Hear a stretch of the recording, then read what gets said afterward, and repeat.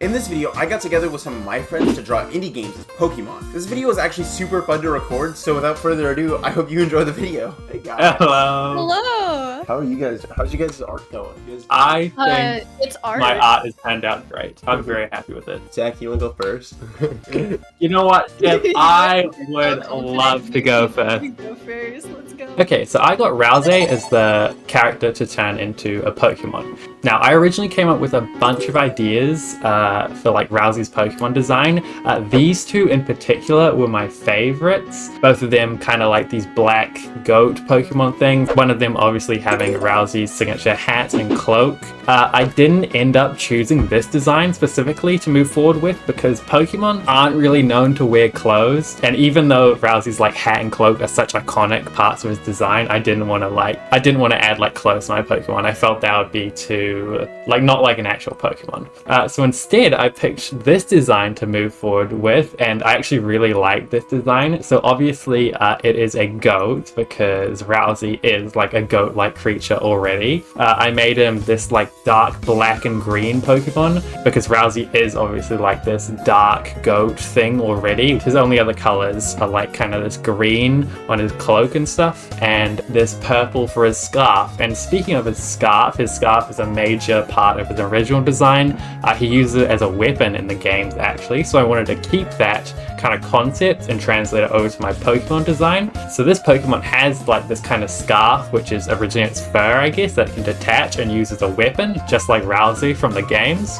I made sure to include some more of Rousey's iconic features, like his little horns and his little heart symbol. Oh, and in the games, Rousey is referred to as like the Prince of the Dark or the Dark Prince. So I kind of want to include the kind of prince or royalty symbolism in this Pokemon somewhere to reference that. So I gave him this little glowing crown, which I think turned out really cool. So with all that out of the way, let's take a look at the final design. So this is Rousey. Oh, yes!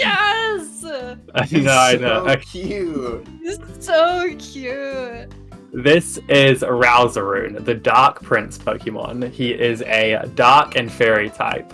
Rouseroons are known to detach and control their scarf-like fur and use it as a weapon to defend themselves. When their opponents are weak, they use a unique ability called Pacify to put their enemies to sleep. Yeah, that is a Rouseroon. I love the scarf being detached because I remember that being a very important like silhouette aspect for Rousey. Yeah. And so like seeing it like this definitely is fun. I can picture it being animated as a Pokemon. It's really cool. I actually had a bit of trouble including like because Rousey's got his like main things is he's got a scarf and a big wizard hat and cloak. I'll show you guys this. I did another design.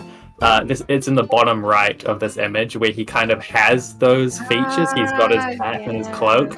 But I'm like, Pokemon are not known for like wearing clothes, so I didn't want to be lazy. I didn't want to go with that route. So I instead decided to get a bit more creative with it and make a more animalistic Pokemon, like that doesn't wear like a hat and everything. But I think it turned out very well. I like it. Usually Pokemon Shinies are like a reference to something, so the shiny version of Rouseroon is a reference to Rousey's alternate color palettes where he's got like a white fur. So I included like his colors in that shiny. Cool. PJ, do you want to go next? Sure, yeah, I can.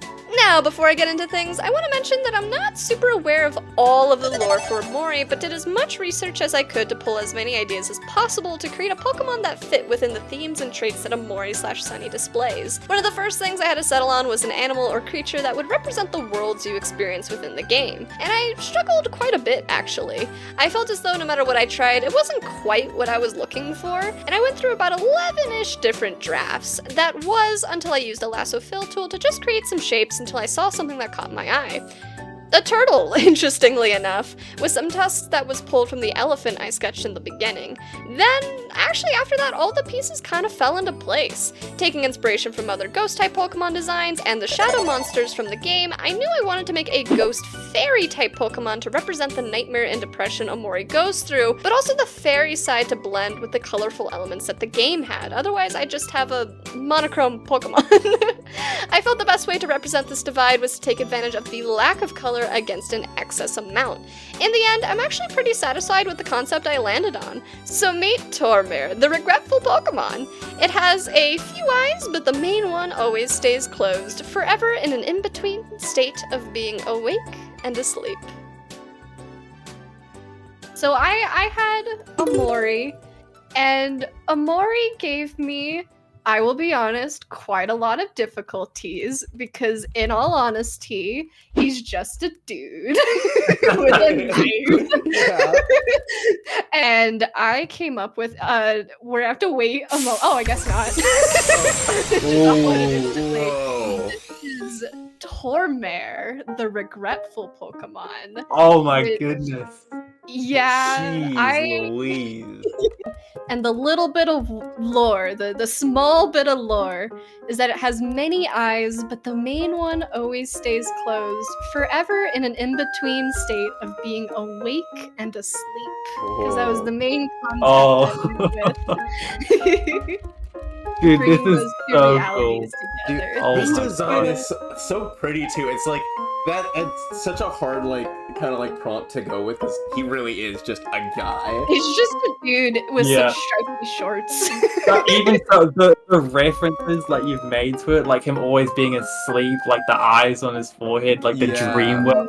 Yeah, I don't know if you know this, but your shiny being like a day kind of thing is also related to the game, because Omori when he's awake, his name is Sunny. You know, Sunny Oh Day. yeah, I forgot. It's- I it's had that in really my cool. script. I said Amori/Sunny and was like, yes, this is correct lore-wise, Yeah, but I didn't it's a think really about good it until shiny. later. Yeah. Thank Oh you. my god. I guess it's my turn.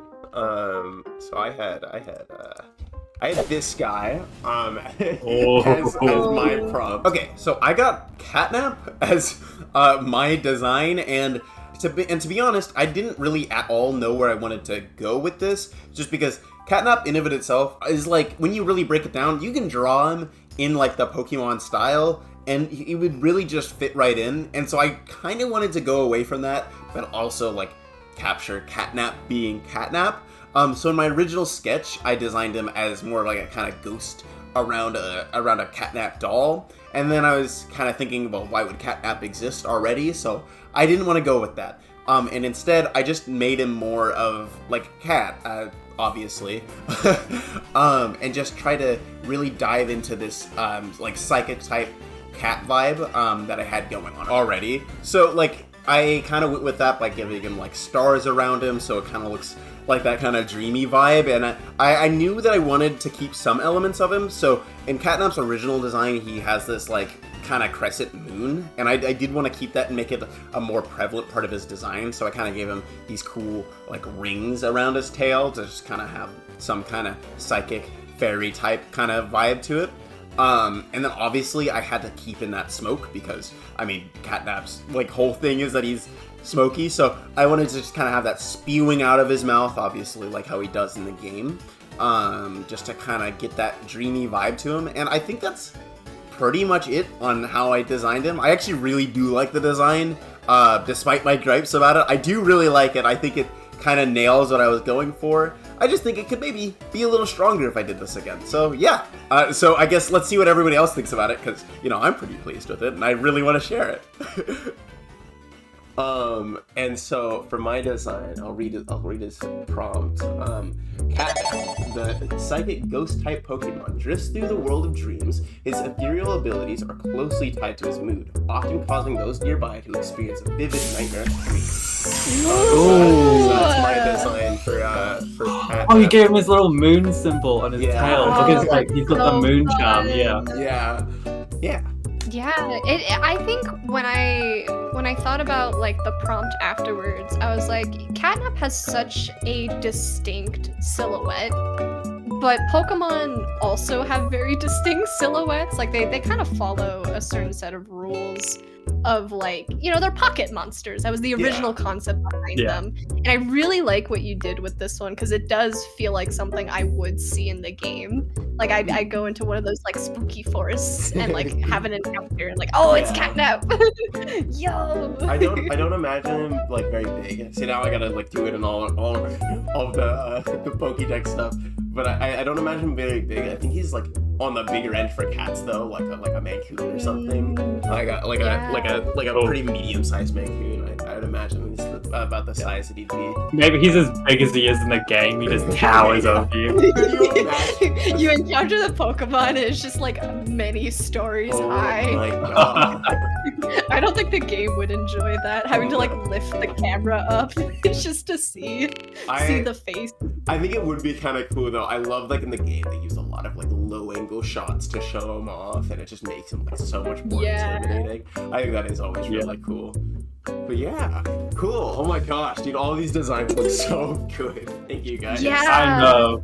They all look like Pokemon, which I think it sounds like, well, yeah, of course, that's the prompt, but that's weirdly a very difficult task to take on, because when you have like ideas and all these different concepts, like bringing them all together to not only have a strong silhouette, but to be a cohesive design to fit into the world of Pokemon is not an easy task to do. No. Yeah, really creative with turning things that aren't Pokemon into Pokemon. Because Pokemon's got like very specific rules you gotta follow to like actually design it a Pokemon. So what do you think? Did we accomplish our goals at making these games into Pokemon? I think we did really well. Tell me what you think in the comment section below. And I guess subscribe, baby, if you enjoyed the video. Okay, bye-bye now. Cool. Now I gotta figure out how to end this video. Oh, I know how to end it. I think great. Like this. Subscribe to Skynix Art. Okay. I hate that Yes, agree. No!